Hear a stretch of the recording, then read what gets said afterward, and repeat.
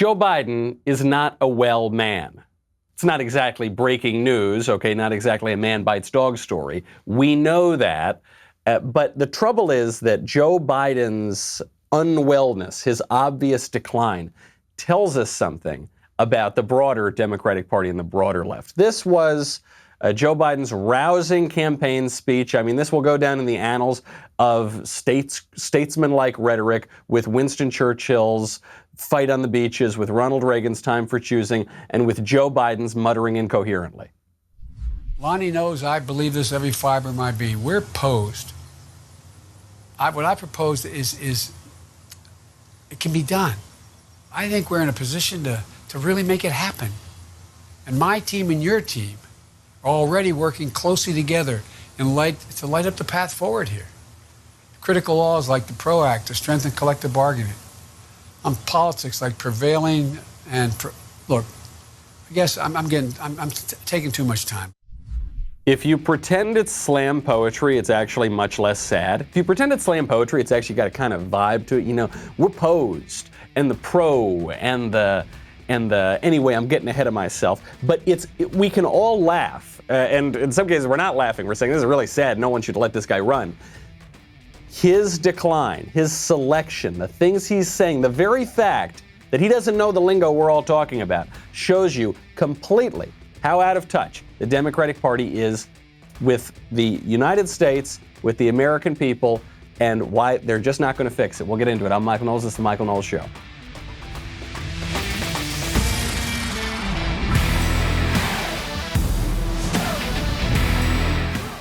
We're posed on this beautiful Thursday. I asked you yesterday, we were talking about some misleading headlines. I asked you what your favorite, most misleading headline of 2020 was, and the answer was from the New York Times.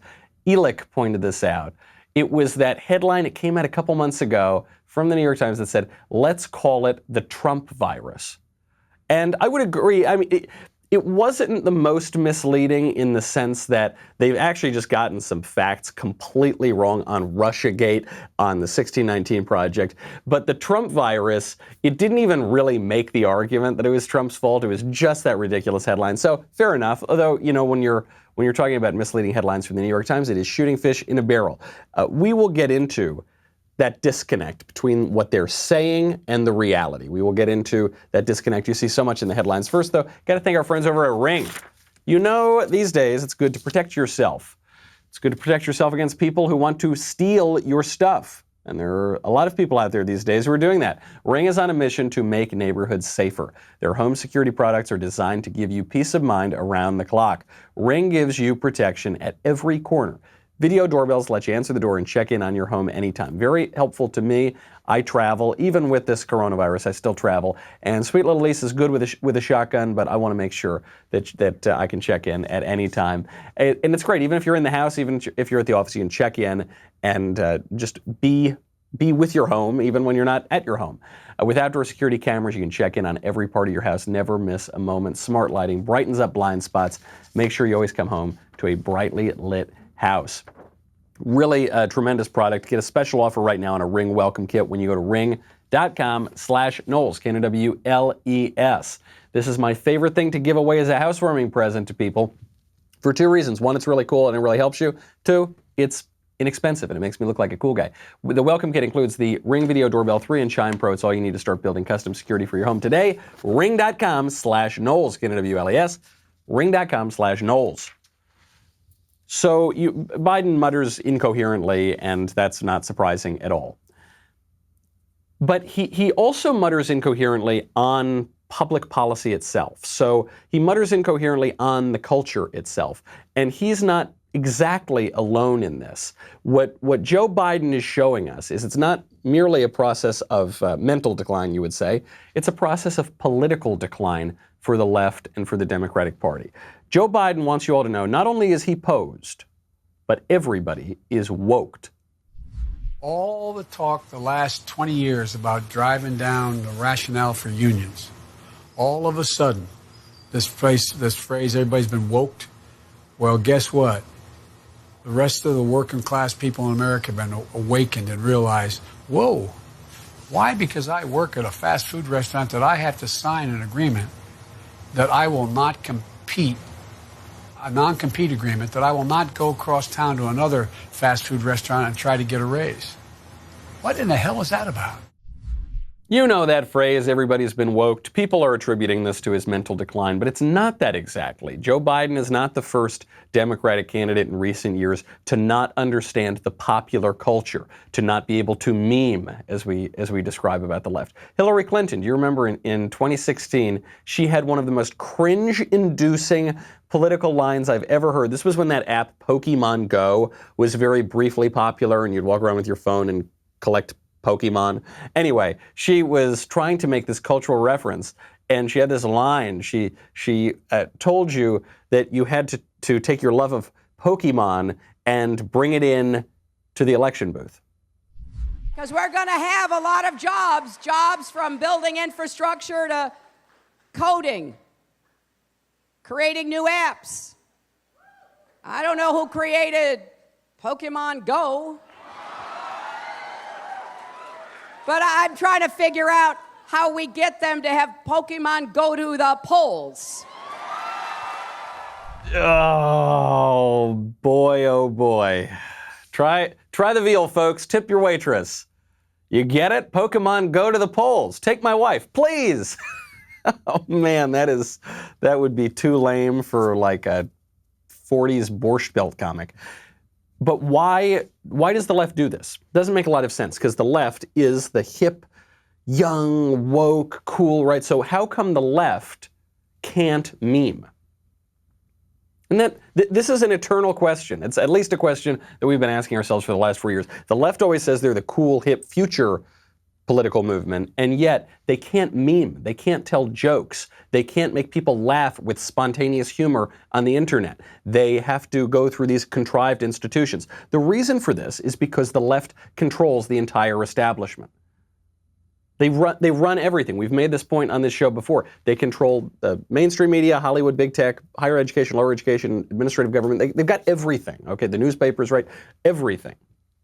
And Hillary Clinton and Joe Biden are pretty good examples of this. So they can't meme, because to meme is to subvert the establishment. To meme is to point out an absurdity of the establishment. I mean, this is in part, you could broaden this out not just from internet memes or these little one-off jokes, but humor more generally. Humor thrives on incongruity and absurdity and recognizing a certain truth that is not being talked about and pointing out that truth to highlight then how ridiculous the mainstream established order is. But the left is the mainstream established order. They are the not only creators of the established order, they're the enforcers of the established order.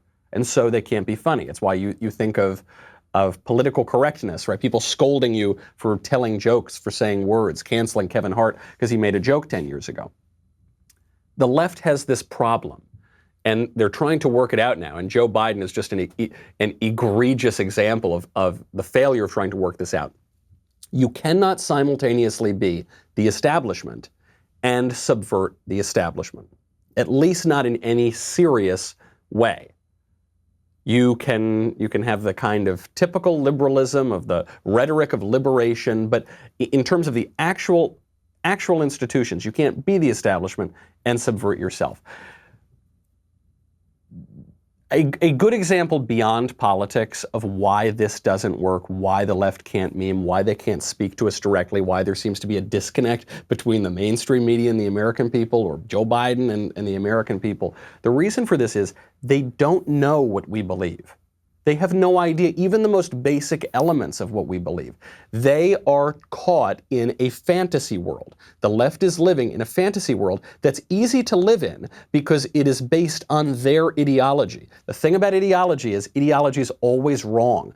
There is reality, and then there is ideology, which tries to formalize reality into a 5-bullet-point manifesto, but that just doesn't work. So they've got this ideology, and because they have the protection of all of the institutions, they very rarely have to come up to face with reality. When they do, it's at moments where they let reality have a word in, like the 2016 election or the Brexit vote or a few other of these moments in recent years, and they're shocked. They can't believe it because they've felt so comfortable in their reality, in their fantasy rather.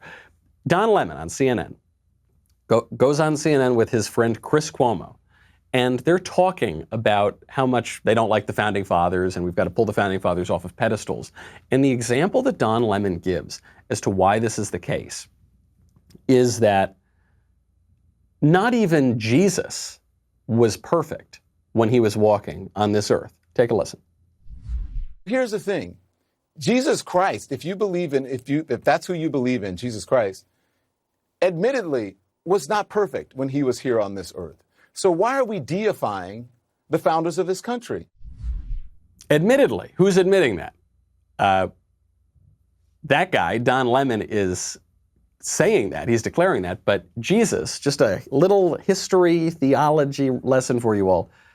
Jesus is perfect and was perfect when he walked on this earth. And he necessarily must be. That is perhaps the most basic aspect of the incarnation. He is God. He has to be perfect. Don Lemon, he seems honest when he seems like he honestly is ignorant. He honestly doesn't know what he's saying. But consider that. I like to think, I don't think we're flattering ourselves, that on the right, conservatives, even more moderate people, we understand the left. We understand the left, not even through any great achievement of our own, just because we live in a leftist culture, so we're confronted with what the left believes all the time. The left does not believe the right. And to take this matter into religious circumstances, atheists don't understand Christianity. Very rarely has an atheist understood Christianity and rejected it outright. I think what is most evident here is that biblical literacy, the foundation of our education, does not exist on the left. They just don't know the most basic aspects. And so how could they comment on it? How could they subvert something? How could they get a funny jibe in or a meme? They don't know, even most fundamentally, what they are talking about. Was this always the case? Was it always the case that the left just didn't get it, or has the problem gotten worse? The left always lived in an ideological fantasy world, but the problem has gotten much, much worse. And actually, Don Lemon proves it to us. We'll get to that in 1 second. First, I got to thank our friends over at Blink Sale. You should not have to waste your time creating ugly invoices on your computer. Just don't do it. It's a waste of effort that could be spent on doing the thing that you actually do for your business. With Blink Sale, you can send beautiful custom branded invoices and estimates in seconds. You can stay on top of your outstanding invoices. You can let your customers and clients easily pay your invoices online. Blink Sale takes care of it all, so you can spend more time focusing on the work that actually gets you paid and makes your business a success. And as an added bonus right now, Blink Sale is giving away $10 to 500 Daily Wire fans. Here's how to get it. You go to blinksale.com, you start your 14-day free trial, you create your first invoice of $10, and you activate an online payment option, Stripe or PayPal. Then you send that invoice to Daily Wire at blinksale.com, and you will get paid your $10 invoice. The first 500 people to send an invoice for $10 to Daily Wire at blinksale.com will get it paid by Blink Sale. Limit of 1 per person, unfortunately. Otherwise, I would be sending very many. Stop wasting time invoicing and try Blink Sale for free at blinksale.com/Knowles. That's BLINKSALE.com/Knowles. Blink Sale. Spend less time billing, more time doing what you love. The problem has gotten worse. The left has gotten more disconnected from reality. You have to look no further for proof of this than Don Lemon himself, who just 7 years ago, this was in 2013, I believe, Don Lemon was on CNN. He was talking about some of the racial tensions that were cropping up back then. And he actually deferred to Bill O'Reilly. He deferred to conservatives. He deferred to people who were pointing out that most of the social problems among black Americans don't come from the cops. The vast, vast majority don't come from the cops. They come from social dysfunction that has arisen for a variety of reasons, but which can only be fixed within the black community. It's time now for some tough love on the subject. The reason there is so much violence and chaos in the black precincts is the disintegration of the African American family. He's got a point. In fact, he's got more than a point. Bill? Raised without much structure, young black men often reject education and gravitate towards the street culture, drugs, hustling, gangs. Nobody forces them to do that. Again, it is a personal decision. He is right about that too. But in my estimation, he doesn't go far enough. Because black people, if you really want to fix the problem, here's just 5 things that you should think about doing. Here's number 5, pull up your pants. Number 4 now is the N-word. Now number 3, respect where you live. Start small by not dropping trash, littering in your own communities. I've lived in several predominantly white neighborhoods in my life. I rarely, if ever, witness people littering. All right, slow down there, David Duke. Come on, Richard Spencer, cool it with the racism. Of course, nothing he said is bigoted or racist or anything like that. But today, could you imagine if he said that today? We had to play a slightly condensed cut of that, but I forget who posted it. Someone posted it to Twitter. You can see the entire link. He goes on and on. We actually had to truncate it a little bit. If Don Lemon were to say that today on CNN, well, he couldn't say it on CNN, but even if you said it on a conservative cable news channel, I'm not sure you could get away with it. Frankly, I think you might get canceled for it. You might be told that's racially inflammatory, that's offensive, that's politically incorrect. Even CNN's own hosts were talking about this 7 years ago. The problem has accelerated. And as it accelerates, it's going to create more problems. The Democrats would have a better chance of winning elections. The left would have a better chance of winning hearts and minds if they were a little bit more connected to reality. This is the great conservative consolation, by the way, because the left always takes the culture because they promise you free stuff. They don't only promise you free money, though they promise you that as well, but they promise you free sex. They promise you free leisure. They promise you free indulgence of your appetites. They promise you fundamentally that things don't have costs. You can do whatever you want sexually and not face any consequences. You can eat as much as you want and not face any consequences. You can laze around as much as you want and not face any consequences. And the conservatives have to come in with this unpopular message, which is, no, everything in life has a consequence. You can't free yourself and liberate yourself from every single thing in the world, and even if you did, it would make you miserable. So we're at a disadvantage when it comes to that kind of messaging because the left gets to come in and give you free stuff. But reality reasserts itself in the end. That's the great conservative consolation. Because when the left gets so completely disconnected from reality, people know that. And we joke about that and we laugh about that and we send memes around about that. So no matter what they're telling you in the mainstream media, and I think there are things that the Trump campaign can fix, and I think they got to reopen the country ASAP where the left is going to have a real advantage. Actually, that's another great example. There's now no scientific reason whatsoever for the lockdown. The lockdown was meant to flatten the curve so that we could spread out the cases, not overwhelm the healthcare system. We're nowhere close to overwhelming the healthcare system. We never got close. We never even got close in New York. We had empty hospitals in New York and an empty hospital ship in New York. There is not one argument for a renewed lockdown, scientifically. But there's a major political argument for the lockdown, which is that it helps Biden because it lets him stay in his basement where he doesn't have to talk too much, and it shuts down Trump from campaigning, and it puts us on the road to having national widespread mail-in ballots, which are rife with fraud, and we've pointed out cases of that fraud over just the past few weeks on this very show.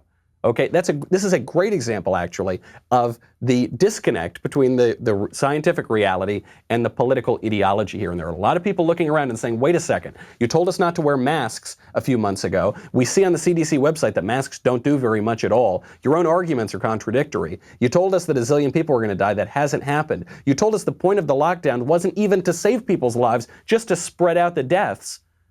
What are we doing?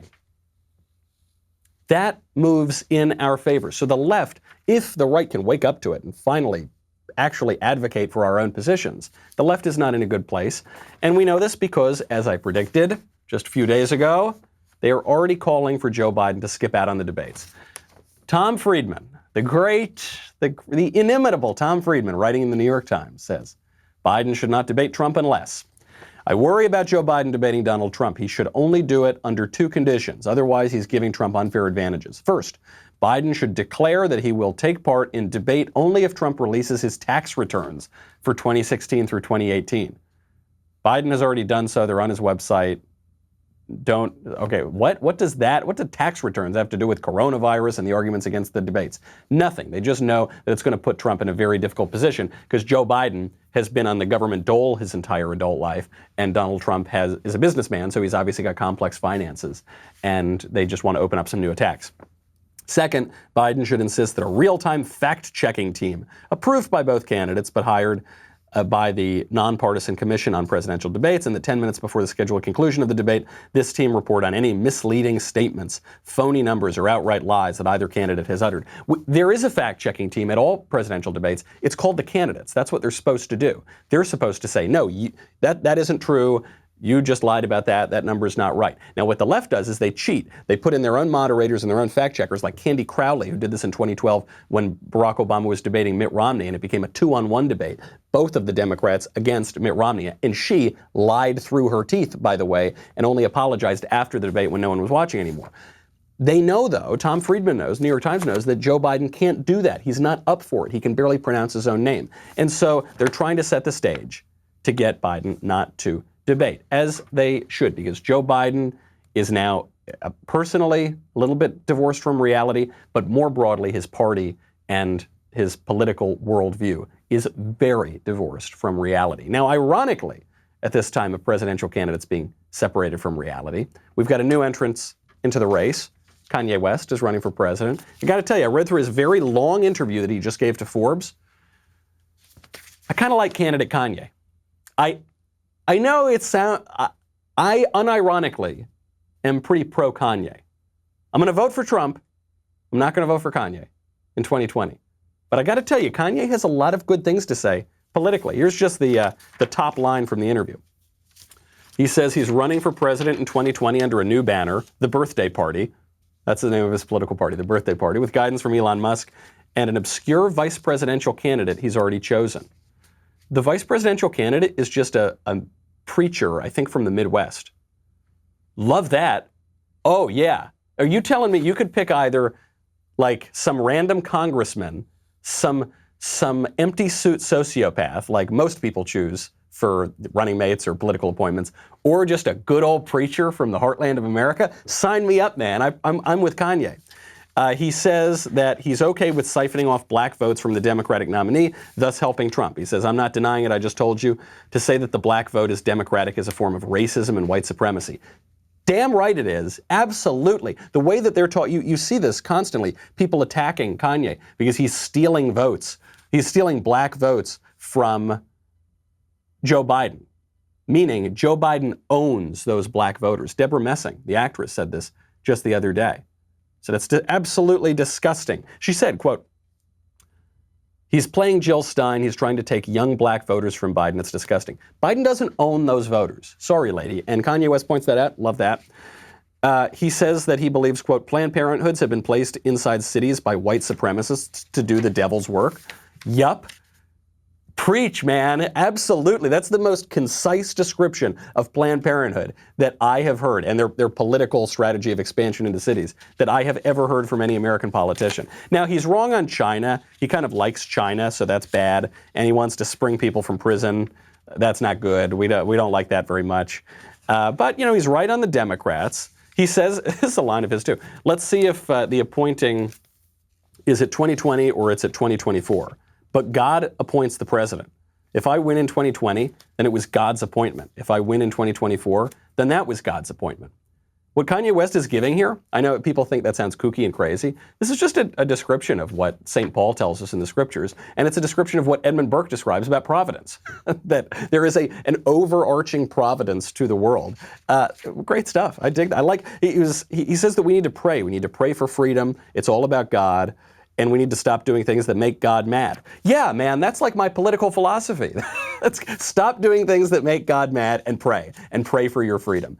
Bingo, buddy. Man, this guy's great. I can't wait for this guy to run for president. Maybe like 2024. I don't necessarily want him to take over.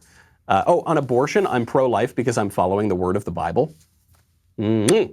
Oh, good stuff. This is great. On being a political novice, he says, I have to say with all humility that as a man, I don't have all of the pieces in the puzzle. He is humble. It's one of these things, they say this with Trump too. They say he's a narcissist, he's an egotist. They say this about Kanye. But when you get past the jokes, there is a certain humility here that is necessary, especially if you convert or revert to Christianity. I mean, he goes on, there's so many issues in this whole, I strongly encourage you to read this piece. There's one bit, too, I want to hit on. Just one last bit at the end.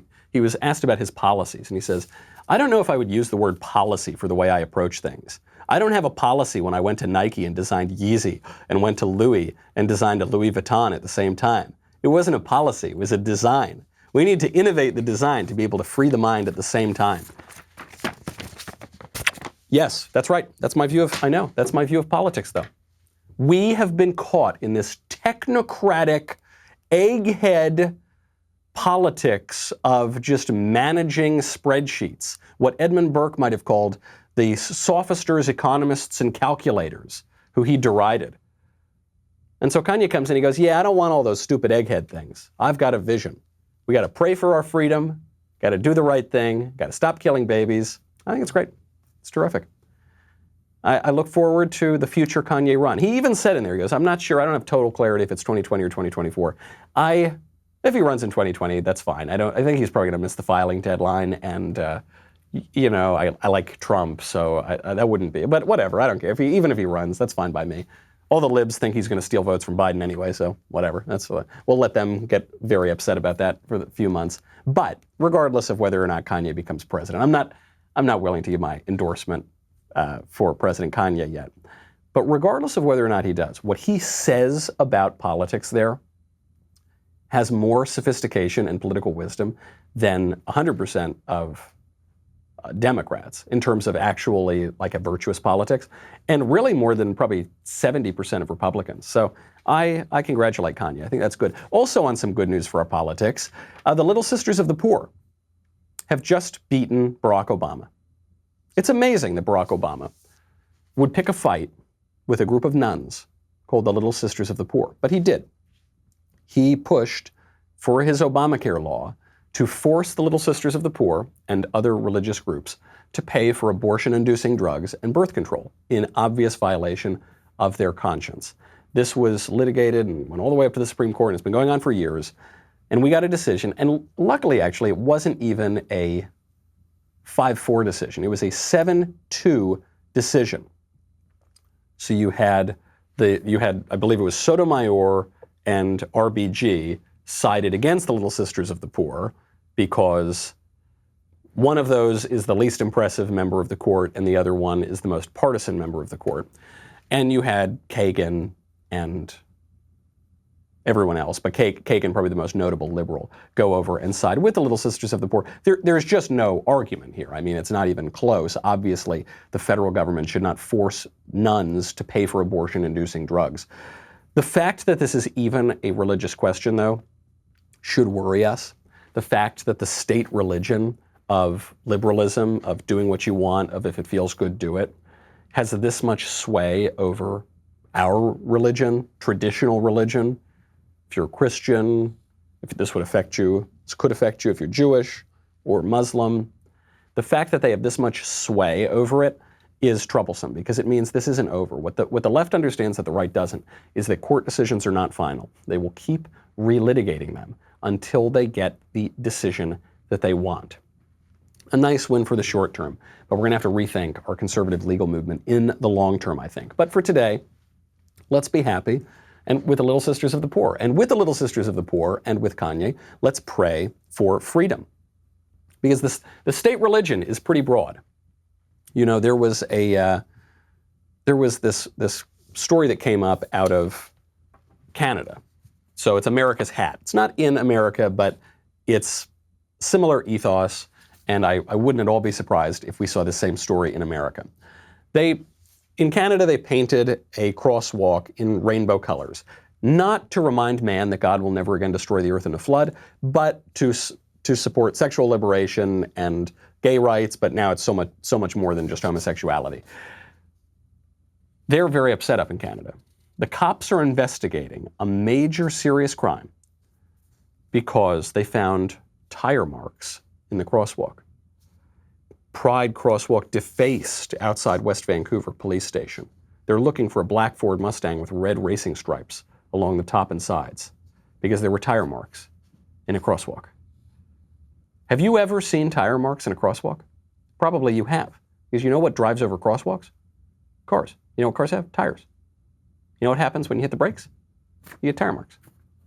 But this is any offense to part of the state religion, which is the rainbow, not the old rainbow, the new rainbow, is considered a hate crime, the worst possible thing imaginable. We saw yesterday that 2 people are being charged in America with civil rights violations, with hate crimes, for painting over a Black Lives Matter Marxist slogan in the streets of a city. That sort of thing, that's not going to have to go up to the Supreme Court. These people are going to get the hammer laid down on them, whether it's in America or in Canada. And the Little Sisters of the Poor are going to have to wait and fight for years and years in court. That is the religion of liberalism. Even this is one story, I mentioned it a little bit yesterday on Ben's radio show, but I have to get to it before we get to the mailbag. Single people right now, single people are having kids with strangers as part of a trend called co-parenting. Now, you would think co-parenting is a man and a woman love each other very much. They get married. They call the stork hotline. The stork brings them a baby. They raise the baby together out of their love for each other. But liberalism, as it always does, has inverted things.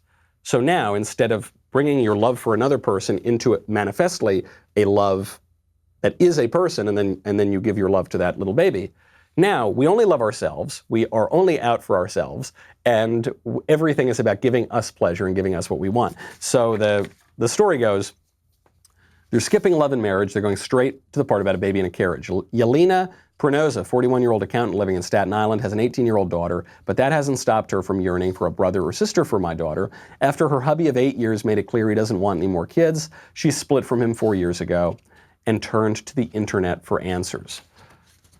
There is much that is wrong here, but basically what's come up is that people go on the internet and they swipe. It's like swiping right or left, but not for a romantic relationship, just to have a kid.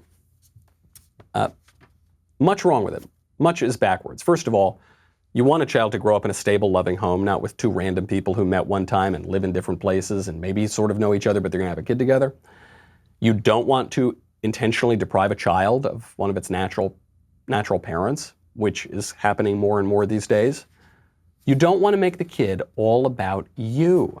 That's the worst kind of parenting. And if you begin parenting that way, it's going to have miserable results. That's what our culture has done. We've made it all about us.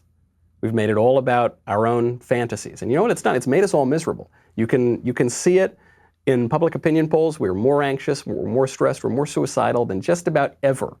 This is true across age groups. It's truer of women than it is of men even. Men are committing suicide at higher rates, as they always do, but women's happiness, as measured by various polls, has declined both in relative terms to men and in absolute terms over the past 5 decades. Selfishness has made us miserable. That living in a fantasy world has made us miserable, and I think we might be at a breaking point.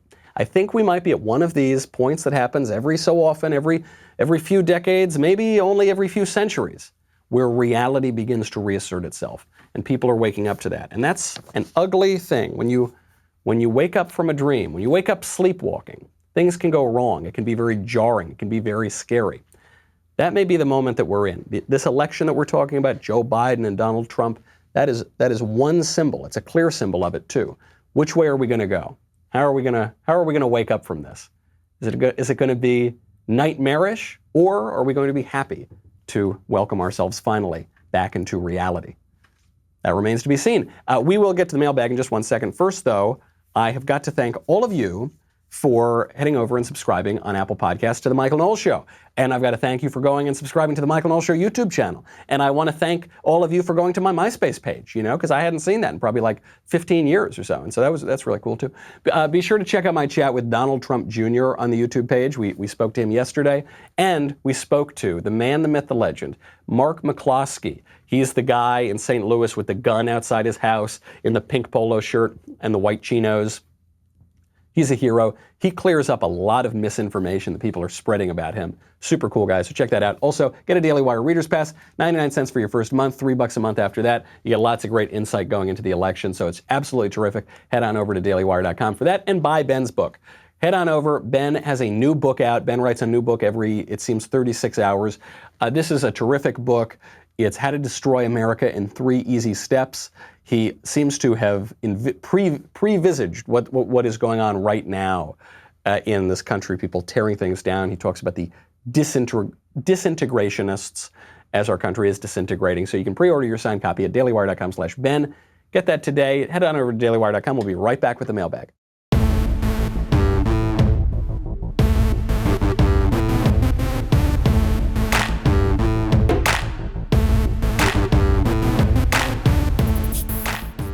First question from Josh. Mr. Knowles, why does the left seem to only discuss right-wing straw man arguments when discussing conservative positions? Do they honestly not know conservative positions, or is it part of a strategy to discredit those more serious positions? Thanks. It's funny you should ask that. I actually did not realize that was going to be the first question in here, and it ties in exactly to our theme of the show, and it ties in exactly to Don Lemon. I think it's 2 parts. 1, they genuinely don't know. They actually don't know. And 2, they don't care. If you live in the liberal worldview, in a liberal culture, with a liberal government, you are generally not very interested in leaving that ideological bubble. Even if the ideology doesn't totally correspond to reality, you would be more interested in forcing that fantasy on the world and making it into a reality, which is a premise of liberalism. We can do whatever we want to do. We can liberate ourselves completely. We can liberate ourselves from the confines of reality. Then you are in understanding the other point of view. But they don't know what we think. A great example happened this week. Ayn Rand was trending because Ayn Rand wrote Atlas Shrugged. Ayn Rand wrote the Fountainhead. You know, she was this kind of anarcho-capitalist type figure. She wants very, very small government. She just wants to build things. She loved industrialism. She was an atheist. She was a rationalist. And she was famously written out of the conservative movement. When she came on the scene, some conservatives liked that she wanted to at least make a little money and save a little money. But Whittaker Chambers, William F. Buckley Jr., a lot of people said her vision of the world has very little to do with the transcendent moral universe that conservatives believe in. And so that's not really what conservatism is. But the left was dunking on the Ayn Rand Institute this week because they took government money. And they really thought that Ayn Rand was the representative of the conservative worldview, when really that isn't true. If it ever was true, that's decades in the past now. And really, I don't think it was true ever. They're tilting at windmills. You know, they're fighting against straw men. And it's why, by the way, they are always welcoming of squishy conservatives. They invite squishy conservatives on their news channels. The system actually needs the squishy conservatives to give legitimacy to the larger liberal project. But you know who they don't like? Conservatives who tell it like it is. Conservatives who are a little too real. Conservatives who speak their mind and puncture their ideology, who don't accept their premises. They don't let those guys on their news channels. Because those guys, rather than being a support for the system, are actually a major threat to the system. And they don't want to hear it. Maybe they don't know about it, but they sure don't want to hear it. From Pasquale, what a great name, Pasquale. Dear Swarthy Mr. Knowles, I'm a big fan, also a registered nurse. Now, I don't have as much medical or scientific knowledge or experience as our elected career politicians, so I was just wondering how wearing a surgical mask or face covering protects others, but not the person wearing one. Many mask wearers aggressively attack people who don't wear one, but if spit droplets are not able to go out, wouldn't that also mean they can't go in either?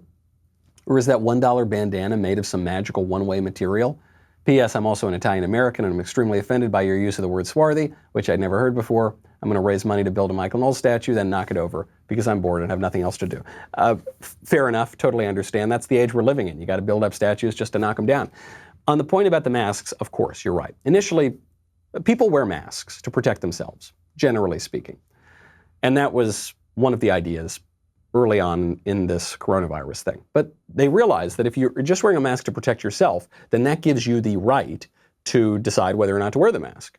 Because in this country, we still believe, at least to a large degree, that you have the right to take some risks yourself.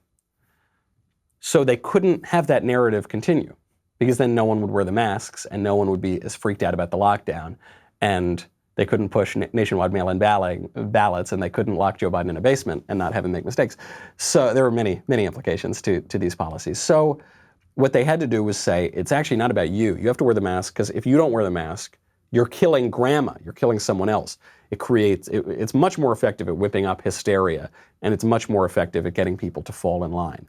But it just doesn't make a whole lot of sense when reality reasserts itself, as it does for some people in the end. From Aaron.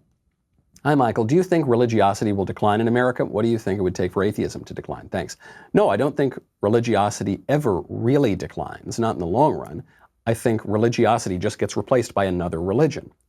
So everybody's got to serve somebody. That is a fact of life. Man is fundamentally a religious being. Our longings are not primarily just of the appetite, like I need coffee, I want this food, I want this drug, I want this sex. We have those longings too, but we have deeper longings, more sustained longings, a longing that cannot be satisfied except with religion, except by God, what you would call the God-shaped hole in man's heart. That is the most enduring, eternal, deepest longing. And so when that has been fulfilled traditionally everywhere by religion, but in this enlightened liberal age, as people have seen it fashionable to become atheists, they just replace it with something else. So they replace it primarily with political ideology, the ideology of liberalism or communism or fascism, or they replace it with some kind of modern spins on those ideologies, like environmentalism, which has all of the hallmarks of religion, right? It's got sin in pollution, redemption in recycling, the sale of indulgences and carbon tax credits. It's got an entire order, a moral order that happens to have to do with the earth rather than the metaphysical world. But you have to replace it with something. And so I think there are a lot of squishy conservatives, the conservative liberals, the classical liberals even say, who believe that really what we need to do is create this separate space for me to practice my religion, but you're free not to practice any religion at all, and we're all good, nobody has anything to do with each other, and we'll be fine, leave me alone. That's not how society has ever worked. That's not how politics has ever worked.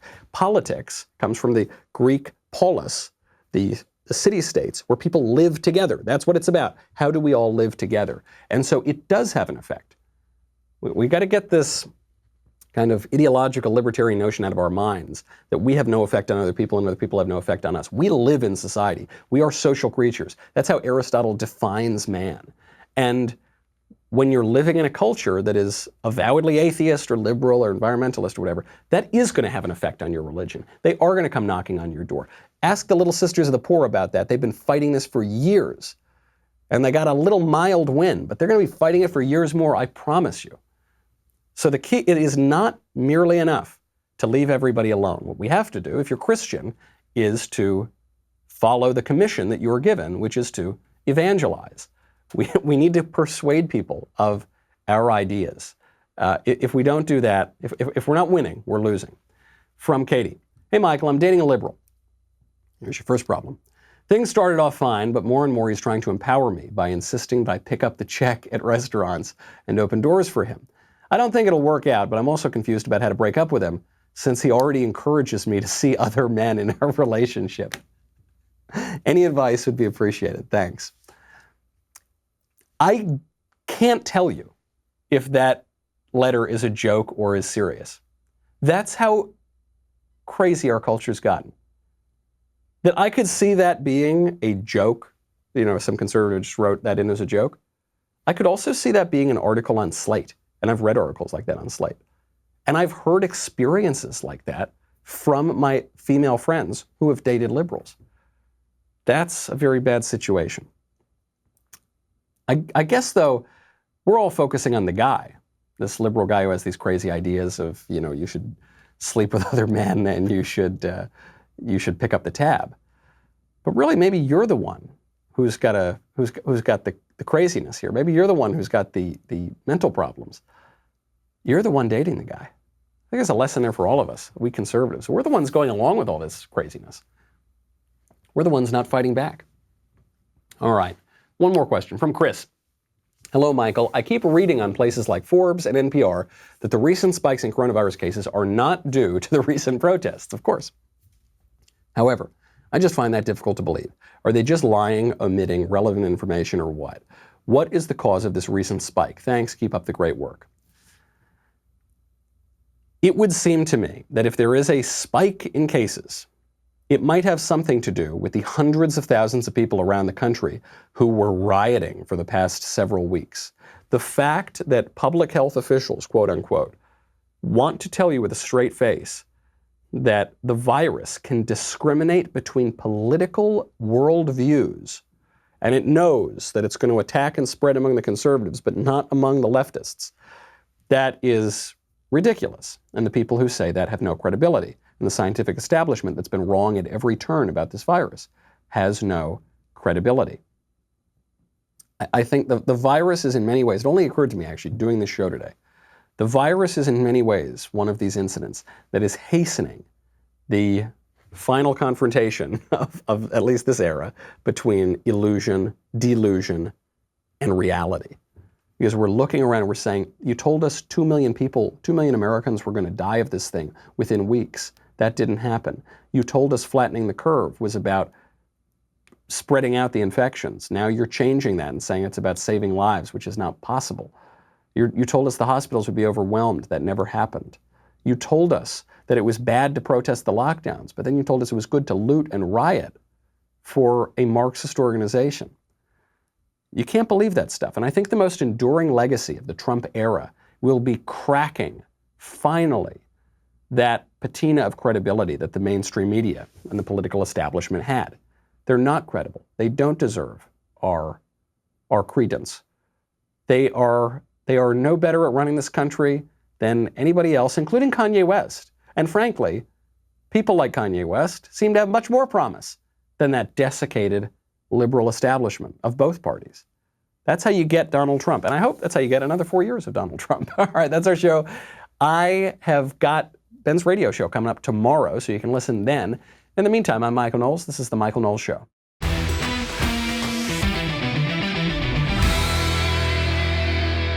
The Michael Knowles Show is produced by Ben Davies.